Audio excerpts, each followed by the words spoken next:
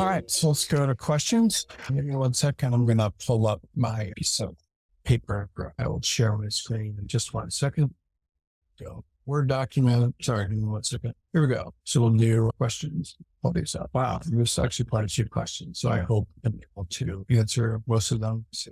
Okay, so this is a good question. Person says, I've noticed a pattern where associates who excel at network, socializing with partners seem to advance more quickly than those who solely focus on their legal work. How can I compete in this environment?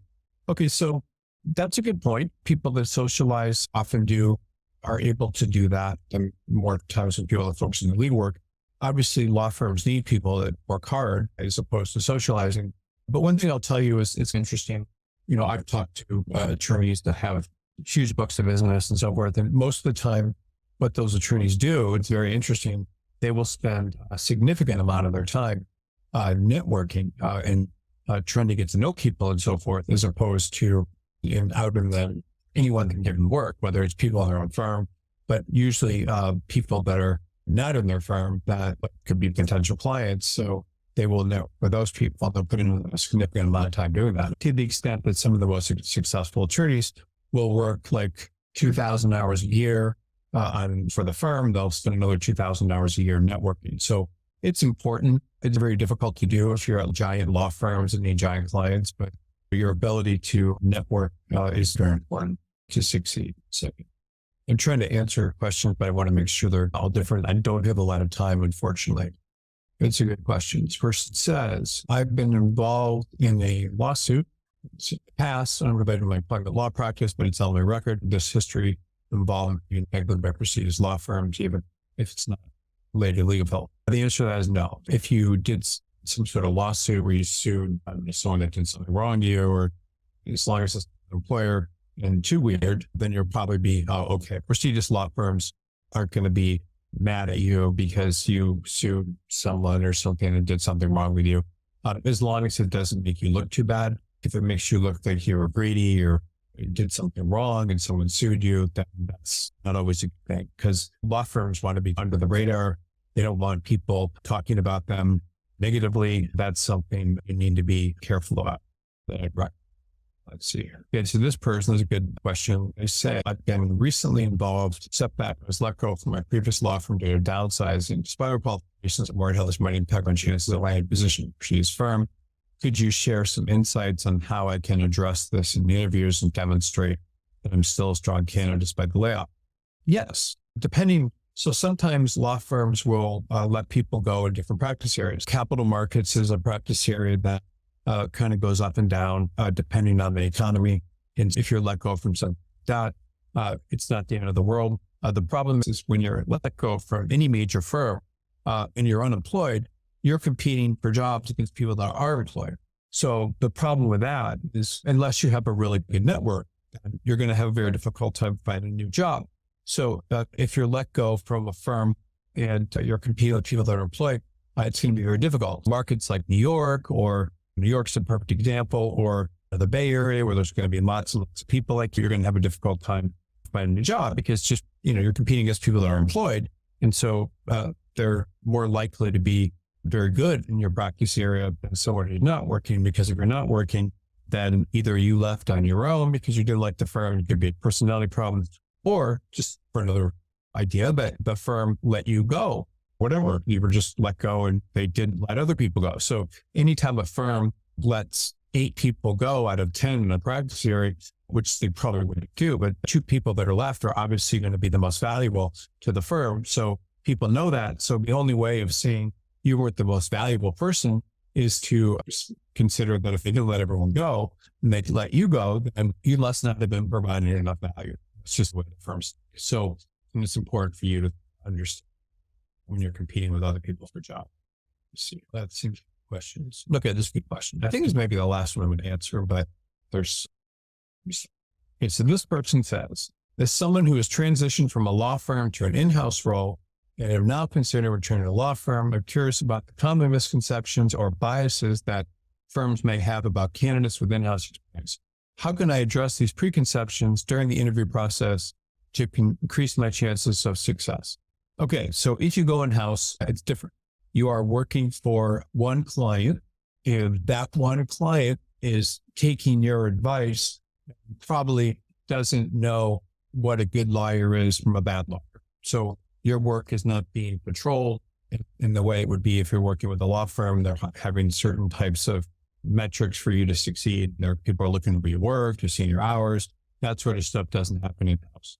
The other problem going in-house is that once you go in-house, what in-house attorneys typically do is they're very proud of their connection with their former firm and ability to give them work. They love the idea of being able to reach out to firms and be treated well because they're giving them work, and the law firm is very nice to them. And they love the idea of analyzing things and giving them to someone else. And so in-house attorneys often become experts in referring work out to others.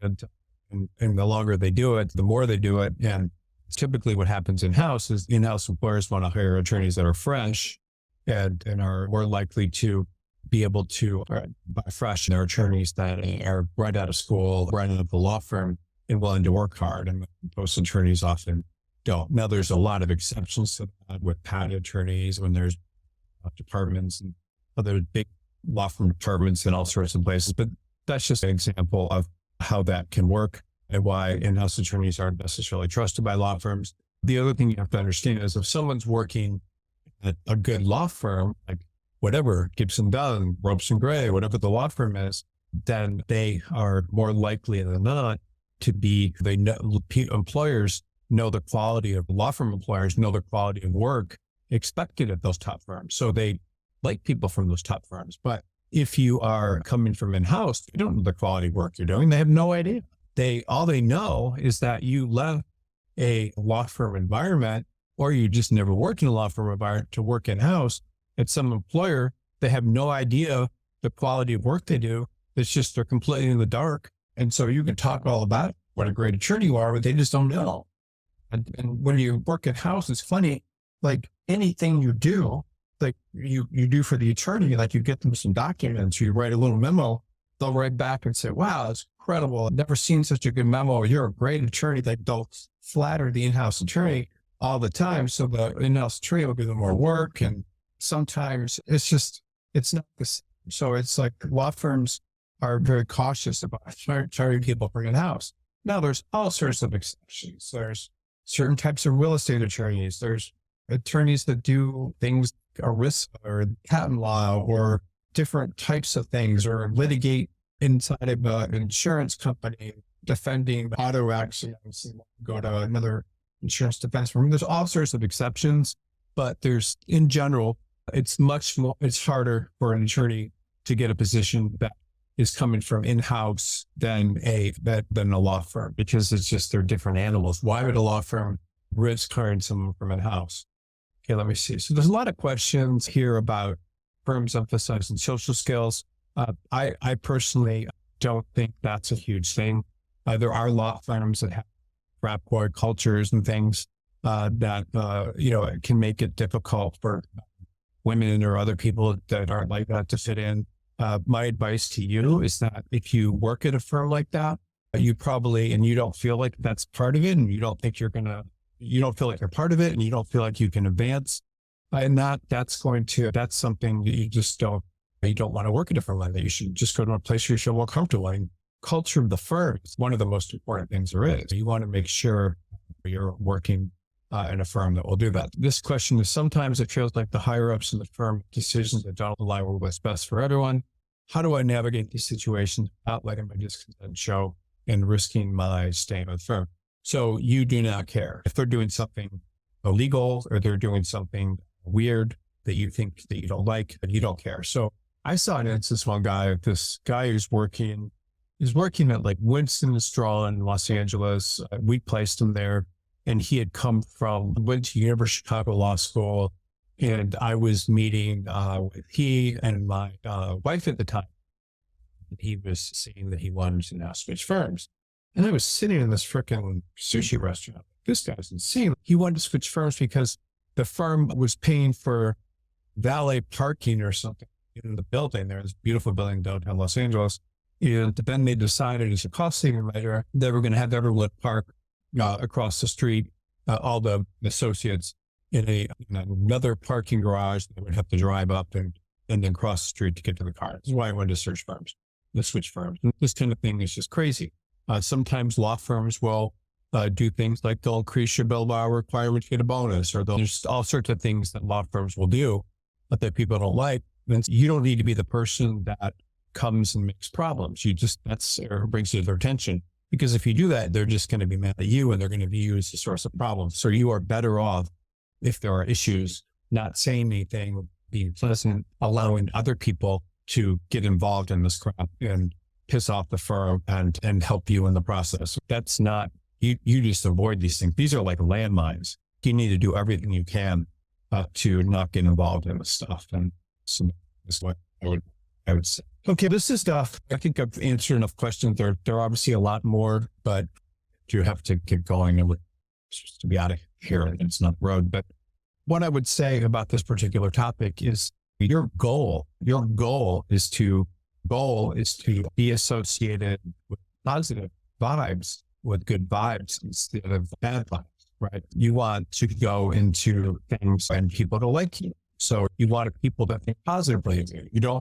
You want people to want to see you, to want to, all these things. Your goal is to be as positive as possible. Like you have to go into a firm and wherever you are and people see you and they like you. They don't think anything negative of you. They're positive. You like them. You're not creating problems. You're not talking to other people badly about them. You're just avoiding them. This is the best advice you possibly could get. In recruiting, I have this thing where, I have candidates and they'll go into interviews and won't get the job, or they will apply to firms through me and then won't get the interview. The firm will reject them. And my goal when I represent people, if I start telling, wow, you applied to 30 firms and 29 of them rejected you, they're not going to like me. They're going to be like, hey, even if there's some reason the person rejected, maybe they're applying to firms in California, a bar, I don't know. But all these things will happen. And we need to be very careful. We don't want people to associate us with negative news. So what does that mean? That means we don't call them and tell them, hey, this firm rejected you. And we don't tell them, hey, they interviewed you, but they're not going to hire you. Like we're better off saying, yeah, they just don't have the work. It's not you. It's just this, and things change. Thank God you avoided a landmine, all those sorts of things. So you need people to associate you with positive things, not negative. And it's like that with my recruiting. If I tell people a bunch of bad news, they want nothing to do with. If I represent a candidate and they don't accept an offer with a firm, and it happens again, I know law firm's going to think I did something wrong, and then they'll associate me with bad vibes. So you just need to do whatever you can to be associated with positive vibes. You avoid negativity in your firm. You try to be positive with everyone you encounter, and you don't get involved in negative things. You let other people do that, and that's the way you avoid landmines. Actually, I'm going to end this with a funny story I just thought of. So when I was in college, I was in a fraternity house for 3 years. Not necessarily proud of it, but it was actually the fraternity house that Animal House was based on. It was crazy. This place was nuts. And anyway, so I was there and I don't know what I did.